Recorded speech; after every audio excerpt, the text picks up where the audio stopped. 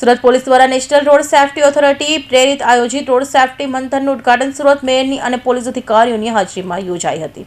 Surat police parade ground ખાતે national road safety authority પ્રેરિત સુરત શહેર ટ્રાફિક પોલીસ દ્વારા આયોજિત રોડ સેફટી મંથનનું સુરતના મેયર દક્ષેશ માવણીની હાજરીમાં સુરત પોલીસ કમિશનર અનુપસિંહ ગોહલત સહિત ઉચ્ચ અધિકારીઓની હાજરીમાં કરાયું હતું। સુરતમાં રોડ સેફટી અંગે લોકો અને ખાસ કરીને વાહન ચાલકો જાગૃત થાય તે માટે આ કાર્યક્રમનું આયોજન કરાયું છે।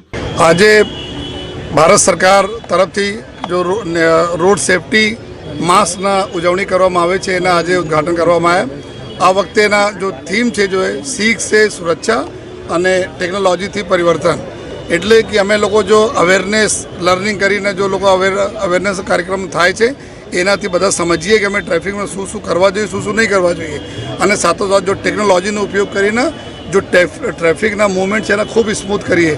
આ આશયથી આજ જો સ્ટાર્ટ કરવામાં આવે તો માનની મેયર શ્રી દક્ષેશભાઈ મેવાણી સાહેબના જો માર્ગદર્શનમાં આજ જો સ્ટાર્ટિંગ થઈ છે।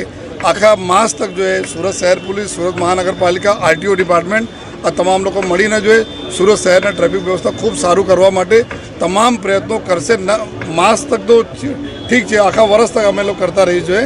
અને એના આજે મોટી સંખ્યામાં જો અમારા સ્કૂલના બાળકો આવ્યા, આ લોકો અલગ અલગ સ્કિટના માધ્યમથી, પ્લેના માધ્યમથી બતાવે પણ કે અગર અમે ટ્રાફિક નિયમ પાલન નહીં કરીશ જોઈએ તો શું શું જો તકલીફો પડી શકે છે। જો સુરત શહેર એક એવા શહેર છે કે તમામ અભિગમમાં જો સ્વચ્છતા હોય, હવાને ક્લીન કરવા માટે જો પ્રયાસો હોય, શુદ્ધ પાણી આપવામાં પ્રયાસો બધામાં આગળ રહે છે। આ પ્રકાર ટ્રાફિક વ્યવસ્થામાં બી સુરત શહેર સદૈવ આગે રહે છે અને અમે બધાને ખાતરી આપીએ છીએ કે આખા વર્ષના અંતે સુરત શહેર એક ટ્રાફિક નિયમન પાલન કરવાવાળા અને ટ્રાફિક નિયમન માટે ખૂબ જો વ્યવસ્થા ઊભી કરવા છે એમાં ખૂબ સરસ રીતે કામગીરી કરશે જોઈએ।